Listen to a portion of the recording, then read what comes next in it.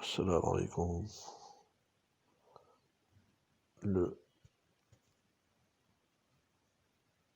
13e cours, intitulé Le rang moral et éthique du prophète à l'époque pré-islamique.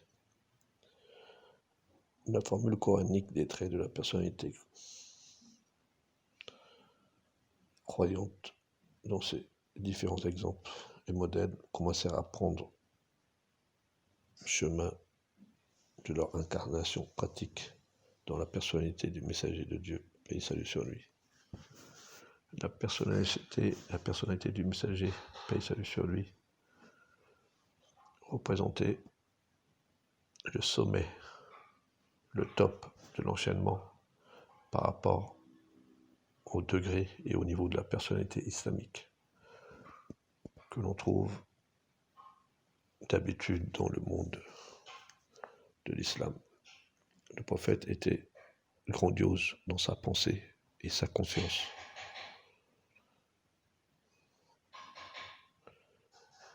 Était un sommet dans son adoration et son attachement à son Seigneur, le Très-Haut. Il était un guide dans ses modes de rapport avec sa famille et tous les gens. Il était exemplaire pour trancher des situations.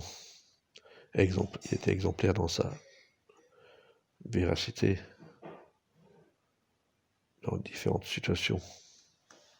Face aux épreuves, il n'y avait pas d'action méritante sans qu'il soit le premier à l'accomplir. Il n'y avait pas de bonnes actions sans qu'il ne les accomplisse pas.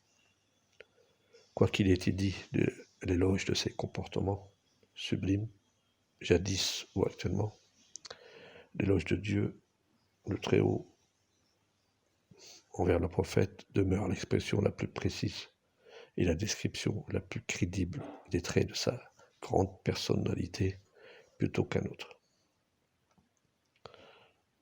La parole de Dieu, toute plume, toute imagination et discours éloquent furent incapables de déterminer sa grandeur. C'est le témoignage venant de Dieu attestant de la grandeur des comportements du prophète, salut et paix sur lui,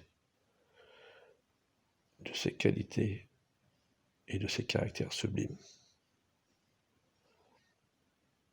de son rang élevé dans le domaine du rapport avec son Seigneur lui-même et la société en se basant sur le fait que les comportements sont une notion qui englobe tous les aspects du comportement humain.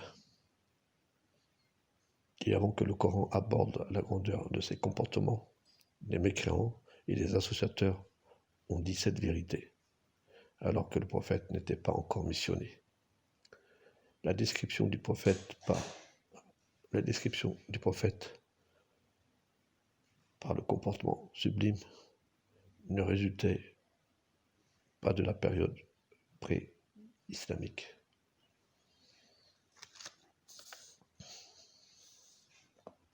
Où il fut missionné, ni des conséquences de cette période conformément à l'importance du rôle qu'il assumait. Non plus, l'histoire mentionne que le prophète et salut sur lui avaient un rang moral et éthique immense à l'époque pré-islamique.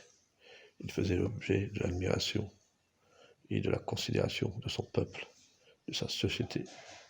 Plutôt, il était cité en exemple. Les mécréants eux-mêmes témoignèrent à son égard qu'il était véridique dans ses propos, honnête, chaste et intègre. Il est rapporté par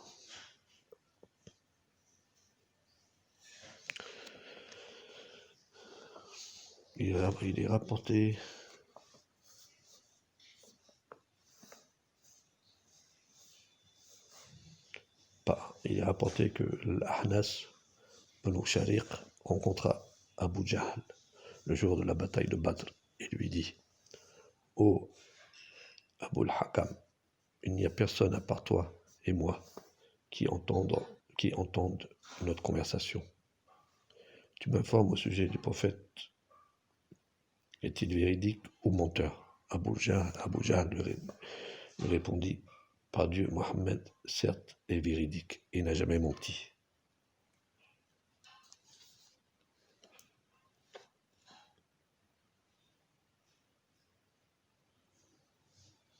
An-Nadr ibn al-Harith dit au Quraysh: Certes, Mohammed était un homme jeune, élevé parmi vous, plus véridique que vous dans ses dires, plus grandiose que vous en honnêteté, jusqu'au moment où vous avez vu cette tempe argentée, c'est-à-dire ses cheveux gris, au niveau de ses tempes. Et il est venu à vous avec ce qu'il vous apporta. Vous disiez que c'est un sorcier. Non, par Dieu, il n'est pas un sorcier. Lorsque le prophète fut envoyé à César pour l'inviter à l'islam, il fit venir Abu Sufyan. Il lui posa quelques questions, cherchant à s'informer à son sujet. Parmi les questions posées, il lui dit: Vous l'accusiez d'être un menteur, avant qu'il ne dise ce qu'il a dit. Je lui ai dit, et c'est Abu Sufyan qui parle, non, il dit. Trahit-il? Je lui ai dit que non.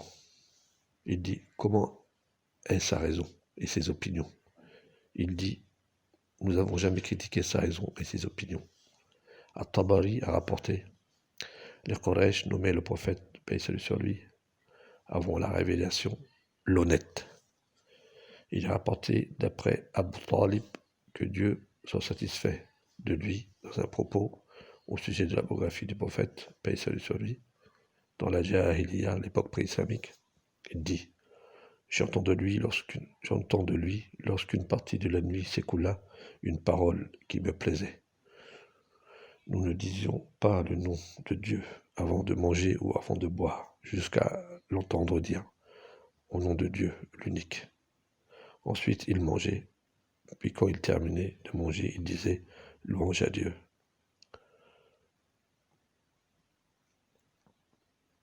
Il le disait souvent. Il m'étonna. J'étais peut-être venu à l'improviste. Je voyais auprès de sa tête une lumière qui s'étendait et qui certes atteignait le ciel.